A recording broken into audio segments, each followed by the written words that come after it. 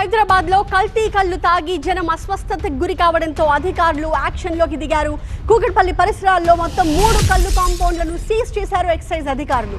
KPHB police station లో case కూడా నమోదైంది. అధికారులు చేసిన దాడులతో కల్లు కాంపౌండ్ నిర్వాహకులు ప్రస్తుతం పరారైపోయారు. 3 రోజులుగా ఇక్కడే కల్లు తాగి వీళ్ళంతా కూడా అస్వస్థతకు గురైనట్టుగా గుర్తించారు. హాస్పిటల్లో చికిత్స పొందుతున్నారు చాలా మంది బాధితులు. గాంధీ ఆసుపత్రిలో చికిత్స పొందుతూ సీతారాం అనే వ్యక్తి ప్రాణాలు కోల్పోయారు. మరో 2 పరిస్థితి విషమంగా ఉన్నట్టు కూడా చెప్తున్నారు. ఇక వివిధ ఆసుపత్రుల్లో మొత్తం 18 మందికి చికిత్స అందుతూ ఉంది.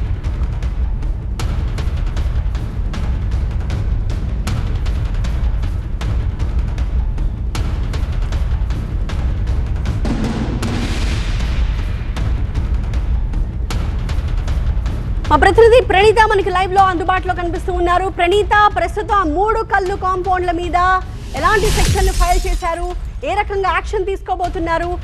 3 చోట్లకి కూడా కల్లు సరఫరా చేసిన కల్లు డిపోకి సంబంధించి ఎలాంటి ఇన్ఫర్మేషన్ వస్తోంది?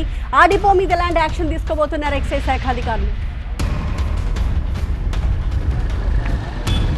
ఇప్పుడు ఏదైతే కల్తీ కల్లు ఇష్యూ చోటు చేసుకుందో ఒక కల్లు కాంపౌండ్ వద్ద మనం ఉన్నాము. కుకట్పల్లిలో ఉన్నటువంటి ఒక కల్లు కాంపౌండ్ ఇది. సో ప్రజెంట్ దీన్ని ఆల్రెడీ ఎక్సైజ్ పోలీసులు సీజ్ చేశారు. సో దానికి సంబంధించినటువంటి లాక్ని కూడా ఇక్కడ మనం చూస్తున్నాము. సో ప్రజెంట్ ఇదే కల్తీ కల్లులో గత 2 డేస్ క్రితం కల్లు సేవించి చాలామంది అనారోగ్య బారిన పడ్డారు. సో ప్రజెంట్ వాళ్ళందరూ కూడా వివిధ హాస్పిటల్స్లో చికిత్స పొందుతున్నటువంటి పరిస్థితి. మొత్తం ఈ కల్తీ కల్లు స్వీకరించి దాదాపు 19 మందికి పైగా అస్వస్థతకు గురయ్యారు. సో వారిలో కుకట్పల్లితో పాటు నిమ్స్, గాంధీ హాస్పిటల్స్లో ట్రీట్మెంట్ తీసుకున్నటువంటి వాళ్ళు ఉన్నారు. ఇప్పటికే ఒకరు ఈ ఘటనలో చికిత్స పొందుతూ మరణించారు. గాంధీ హాస్పిటల్లో సీతారాం అనేటువంటి వ్యక్తి చనిపోయినటువంటి పరిస్థితి. మొత్తం ఈ కల్తీ కల్లు ఘటనకు సంబంధించి కేపీహెచ్బీ పోలీసులు ఆల్రెడీ ఒక కేసుని నమోదు చేశారు. సో ఈ 3 కల్లు కాంపౌండ్స్కి సంబంధించి అన్నీ కూడా కుకట్పల్లి అండ్ సరౌండింగ్ పరిసరాల్లో ఉన్నటువంటి చివారు ప్రాంతాల్లోనే మొత్తం ఈ కల్లు కాంపౌండ్స్ అన్నింటినీ కూడా పెట్టారు. సో వాటికి సంబంధించి ఇప్పటికే ఈ కాంపౌండ్స్ ఓనర్స్ ఎవరైతే ఉన్నారో వారి కోసం పోలీసులు గాలిస్తున్నారు. సో ప్రజెంట్ ఇక్కడైతే మొత్తం ఈ కాంపౌండ్లో 3 కాంపౌండ్స్లో ఇది కూడా ఒక కాంపౌండ్. సో ఈ కాంపౌండ్కి సంబంధించినటువంటి ఓనర్స్ ఎవరు కూడా ప్రజెంట్ అందుబాటులో లేరు.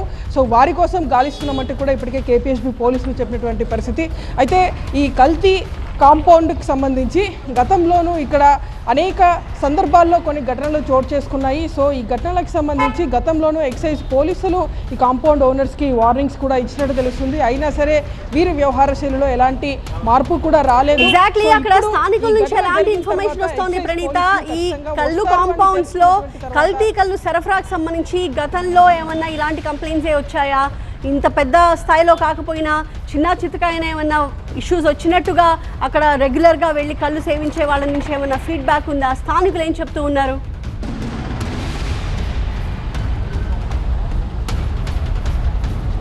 అయితే ప్రజెంట్ స్థానికులు ఇంకా ఎవరు కూడా ఇక్కడ మాట్లాడేందుకు రెడీగా లేరు. కానీ వేరే కాంపౌండ్ వద్ద చూసుకుంటే మాత్రం అక్కడ ఆ కాంపౌండ్ వద్ద అనేక సార్లు అక్కడ ఉన్నటువంటి ప్రజలు ఎక్సైజ్ పోలీసులకు సైతం సమాచారం అందించారు. సో గతంలో వాళ్ళు వచ్చి రైడ్ చేసేటువంటి క్రమంలోనూ ఊకే తూతూ మంత్రంగా వారికి ఏదో ఒక వివరణ ఇచ్చిన తర్వాత ఎక్సైజ్ పోలీసులు అక్కడ నుండి వెళ్ళిపోయిన తర్వాత మామూలుగా వీరు కల్తీలు ఇలానే కొనసాగిస్తున్నారు. సో గతంలోనూ ఇలాంటి ఘటనలు చోటు చేసుకున్నాయి.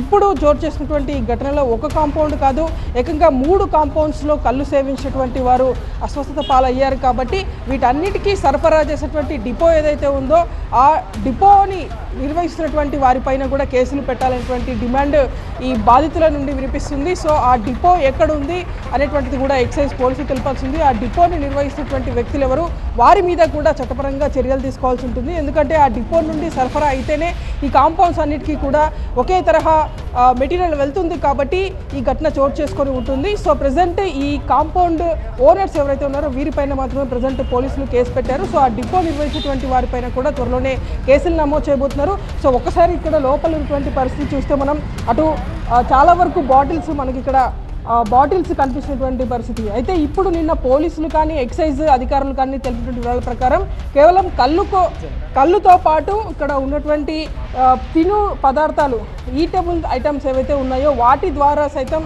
ఈ ఫుడ్ పాయిజనింగ్ ఏమన్నా జరిగిందా అనేటువంటి దానిపైన కూడా విశ్లేషిస్తున్నామని చెప్పారు.